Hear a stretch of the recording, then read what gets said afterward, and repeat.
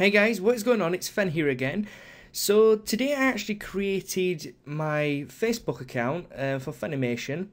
So if you want to be up to date with anything going on with the machinima, just anything in general about the channel or anything regarding the machinima, you can find it all here on Facebook /Funimation. Now I know a lot of people actually use Facebook way more than they use Twitter, and I don't know, I find it more interactive to use Facebook because I can actually talk to people a lot quicker, and I can actually post videos, so like little previews, pictures and all that kind of stuff on here. So you can see I only made it 24 minutes ago, so there's nothing really on here right now, but please make sure you do check it out and basically like it and join, and just basically bookmark it so you can find out whenever there's any updates and stuff like that. You can also check a few things like the about and the motivation why I made this, and you can also find the YouTube channel here as well, which if you click this goes to the channel that you're seeing this on now. So that being said, I want to show you my rig today because I've pretty much finished it. For people who are interested in having the rig, depending on how many people are interested in having it, I might put it out earlier or later, so I'm not quite sure. Now this isn't the rig. I just kind of want to show you the process that I was going through when creating this. So this is the first save file that I created, and it's basically just getting the bone structure in place. You can see I've got a lot of guides here, so I can actually place everything in the correct areas. And then I moved on to creating the rest of the things, making sure everything is actually aligned properly, putting them into their represented groups and stuff like that. And then I moved on to actually creating the face and having all the controls done and stuff like that.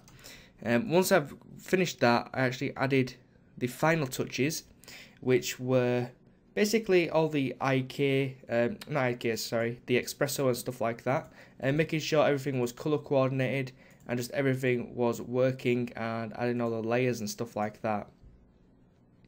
So that being said, let me show you the finished rig, which is this here. It is an angry little man. He's not particularly happy because he's getting his picture taken. But let me show you a few things about this character. So he's got rigid bends in his arms and legs, as you can see. They're very, very square, which is really nice. It's the correct proportions. He's got a little arch in his back, which is very nice. And he's got fingers. Now, I'm really happy with these fingers to some extent. The one that I'm not happy with really is his thumb. I think it's a bit too long, personally. But yeah, I mean, it's version 1, so things will change. But he holds items really well, and that's why I've kept him as they are, because he's going to be holding a lot of items in the machinima. So I think they work really well for the pickaxe and whatnot to be actually fitted in here and look like he's actually holding it. That was one of the key features. Also, I mean, the whole point of this is to keep it Minecrafty, but having it unique. Now that's actually very difficult to do because Minecraft doesn't have fingers, so that's a unique aspect. He doesn't really have a face or mouth, it's just pixels. They're not actually in depth, but still it makes it unique. So there's a lot of things to do, but there's also a limited amount of things you can do, because if you start adding a different style of body, different style of arms and all that kind of stuff, it just doesn't look like Minecraft. Same with the textures. So that's still one thing I have to work on, is the textures, which is a separate little thing. That's down to basically the 2D side. This is just getting everything correctly done. But yeah, let me show you the guy. So I've got a visual selector here, so I'm just going to double click it to bring it out. And this is how you will animate it. So for instance, if you download this rig, this is what you would use to animate. Now you can use the controls. If you just go into the layers, you can actually bring back all the controls you need to animate if you want to animate that way.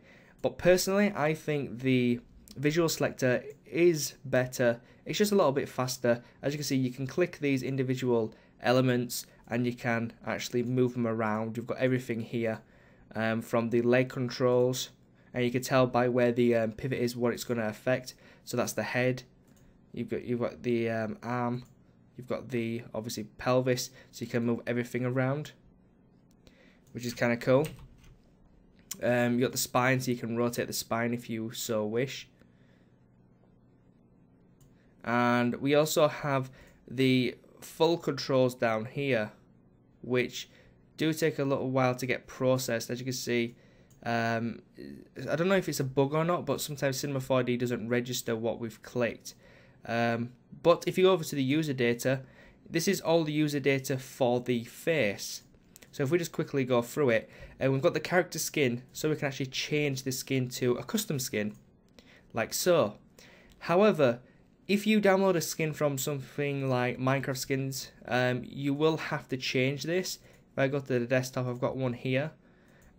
You will have to edit out the eyes and basically readjust the skin.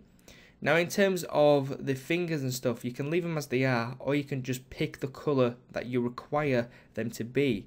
So if you say his arm is going to be this yellow type colour, then of course you can change the colour of his skin tone here to that yellow colour, and it will change. But I do recommend that you do use the custom skin, which I'll give you the Steve HD one that I downloaded and edited, so you can actually figure out what I changed and what else needs to be changed. So yeah, that's just a quick way of changing the texture instead of going in here and clicking 5 different buttons. So we've got the eyebrow controls. So one of the main features obviously is to change the colour of his eyebrows, which is pretty cool. You've got the position of his eyebrows. You also have the tilt, so it can be kind of docile if you like. We also have the eye position, which is kind of cool. You have the scale. We have the eyelashes for both of them, up and down, using a 2D vector here for this. Really, really cool. And we also have the mouth control, so we can make the mouth wider. We can also adjust the teeth as well. Let me just give it a little bit of a gap. There we go. So it's kind of shocked right now, and that's really cool.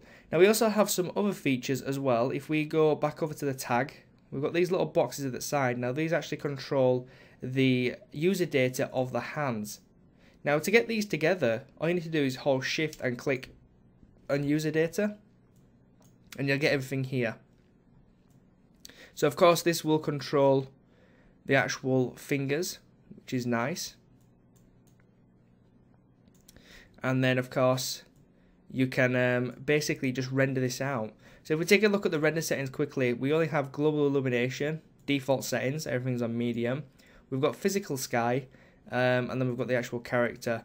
Now if you want to get to the attributes or the espresso, you can actually just click on the actual character where the espresso is, and this will be everything we just talked about, but instead of being in the visual selector, it was in the actual null objects here. So whichever way you actually want to go through and edit it is absolutely fine, you know, whichever way you want to work.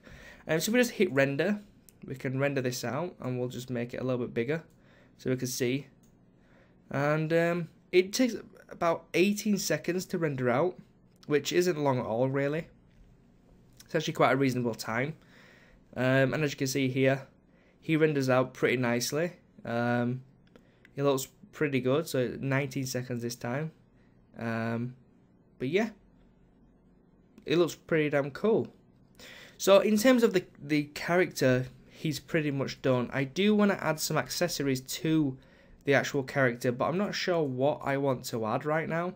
I'm just not sure what I want to add. But here's a question for you guys. if you wanted to download this and use this rig, and let's say you downloaded it today and you wanted to start using it, what would you add that would be easy for you to use this? So I've pretty much showed you, you know, how you would animate it. I've shown you the features for his face and his hands, but what else would actually be useful for you or beneficial for you if you started to use this rig? I'm not sure, because for me personally, I'm good. I know exactly what to do with everything, and that's because I've created it.